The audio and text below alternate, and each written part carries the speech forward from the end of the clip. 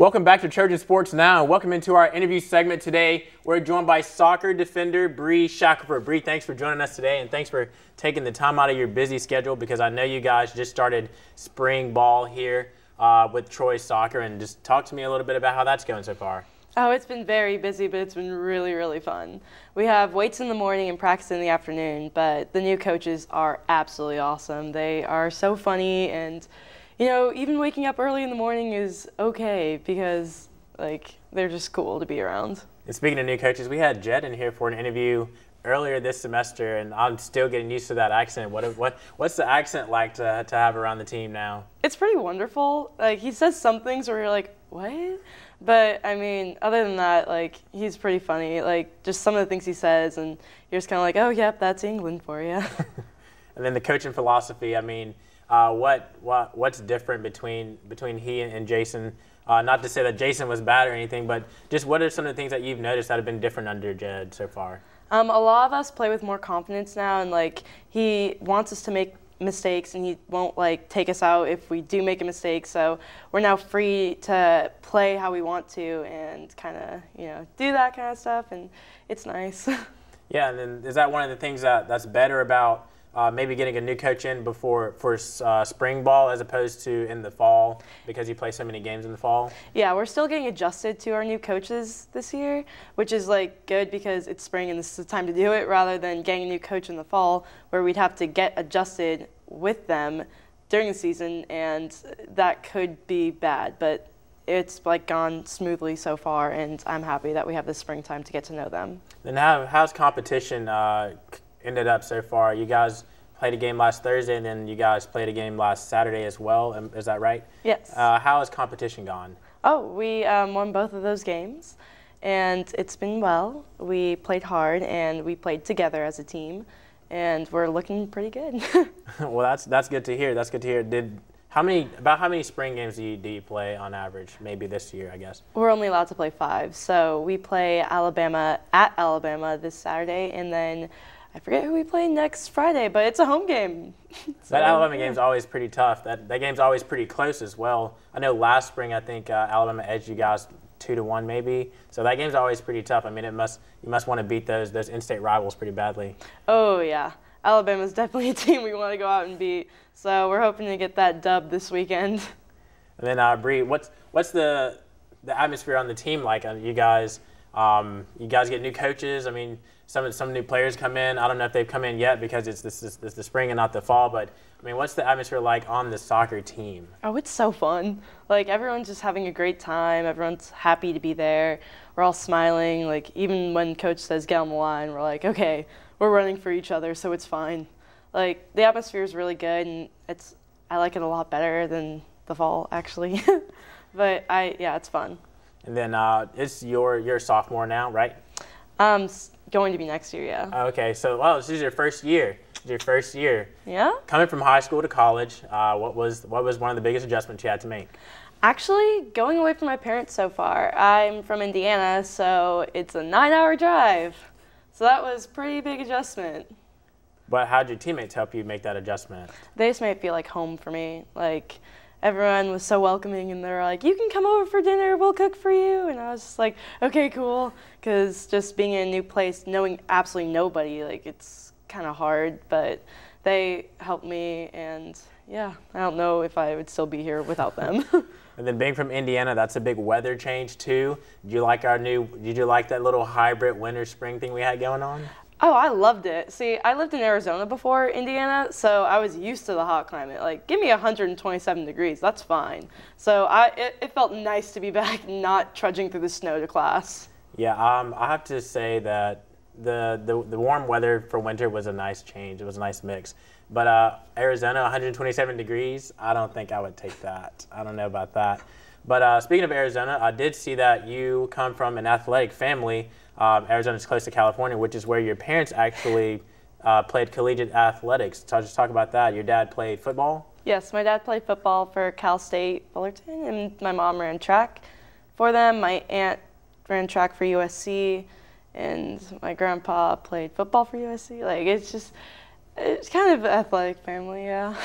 And then, so athletics was just a thing for you? It was just it was just going to be a thing for you, or did they just kind of encourage you to play sports, or did you just, and after a while you just said, hey, I just love playing sports?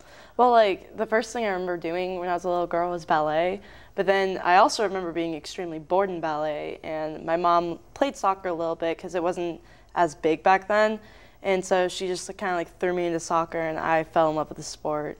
And you've been playing since what age? 4. Oh, that's a long time. That's almost 20 years, right? Close. Yeah, close, give or take.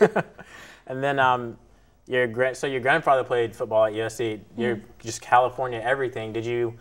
Growing up, did you just dream of wanting to go to college in California? Yeah, I always thought I was going to go to USC, but then just kind of as college got closer and closer, I was like, okay, like definitely West Coast, like somewhere, either Arizona or USC. But then I got recruited to come here, and I was just like, yeah, might as well go someplace new. I haven't been before. Yeah, but do you like? I mean, Troy's a small college, a small school compared to other schools in this state. I'm not going to say their names. But do you like the small school hometown feel? Yeah, it was actually a pretty nice adjustment because coming from Indy from my high school, we only had 800 people in our whole entire high school. So if I went from that to, say, a bigger school, like said other schools in the state, I don't know if I would like it as much, but Troy's big enough where I feel like it's a big school, but it's still small where I can like be comfortable. Well, that's good. Final soccer question. You're only a freshman, so of course you still have a lot of time to grow within the sport, but when your 4-year career at Troy comes to an end, where do you hope your soccer life or career carries you next? I haven't really thought that far. I hope I'm still playing. Like, I mean, I want to still be, but, you know, only time will tell. If I don't, then I don't. If I do, then, you know, just kind of go with it. Actually, I lied. That wasn't the last soccer question. This is the last soccer question. Women's national team is such a big thing here in the United States. The women's, the soccer team, of course, they're amazing. They're great. What kind of inspiration does that team give you specifically? I mean, you watch, keep up with the national team? Like, what kind of inspiration do they give you? Just to like keep playing, because they do play for their country and like together, and just like how they play and how hard they work just kind of gives me inspiration, like to work just as hard, but instead of playing for my country, I'm going to play for my school, and I'm going to play for the people next to me, because that's ultimately like who you play for at the end of the day. Okay, now we're done with soccer questions. I'm going to move to some questions that are really popular on social media. This one's, you might know this one. You probably have had discussions about this everywhere. Does pineapple belong on pizza? Absolutely not. My roommate loves pineapple on pizza, and she actually ordered pizza, and she's like, can we put pineapple on? And I said no, and she thought I was kidding, so she put pineapple on the pizza. And then I got it, and I just took off all the cheese and everything on the pizza, and I'm just like, I can't eat this. So what's your favorite kind of pizza? Actually, see, it depends on the day for me to eat pizza with cheese on it, because I like to take the pizza, take off everything except the sauce and bread, and then just eat it like that. Well, that's interesting. Yeah. That's interesting for sure. But I don't think, I've had pineapple on pizza before. I'm not going to say it's my favorite, but I have to be in the mood for it. So it's not something you can eat. It's not something I can, like, I'm not going to always order pineapple on pizza, no. And then also, is a hot dog a sandwich? See, if we're going to dive into that question, you have to think about what you put the hot dog in. Because if you put it inside a hamburger bun, like, it's going to be a sandwich. Hot dog bun, it'd be more of a sub, not a sandwich. Oh, I see what you did there. But then is a sub a sandwich because they call them sub sandwiches? Sometimes, depending on what's in the sub. Ooh. So just traditional condiments like ketchup, mustard, and maybe some cheese on there, because some people like cheese on their hot dogs. Is that a sandwich? No.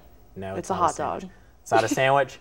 It's not a sandwich. There you have it. It's not a sandwich, everyone. A hot dog is not a sandwich in certain situations. But Bri Shackelford is a member of the Troy soccer team, and they will be in action this weekend against Alabama for one of their final spring games of the season. So keep up with them on Twitter or social media and support your Trojans. Thanks for joining us today, and stick around for more Trojan Sports Now.